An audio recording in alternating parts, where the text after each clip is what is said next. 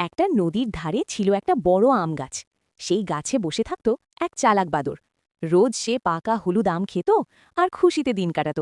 একদিন বাদরের সঙ্গে কুমিরের বন্ধুত্ব হয়ে গেল। বাদর গাছ থেকে আম পেড়ে কুমিরকে দিত। কুমির আনন্দ করে আম খেত। একদিন কুমির বাড়ি গিয়ে সব কথা তার বউকে বলল। কুমিরের বউ লোভী ছিল। সে বলল, ওই বাদরের কলিজাটা আমাকে এনে দাও। কুমির মনে মনে কষ্ট পেল।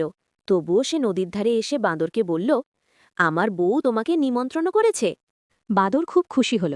সে কুমিরের পিঠে চড়ে নদী পার হতে লাগল।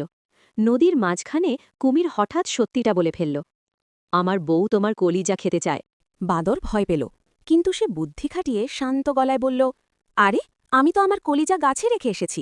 কুমির সেটা বিশ্বাস করে বাঁদরকে আবার আম গাছের কাছে নিয়ে এলো।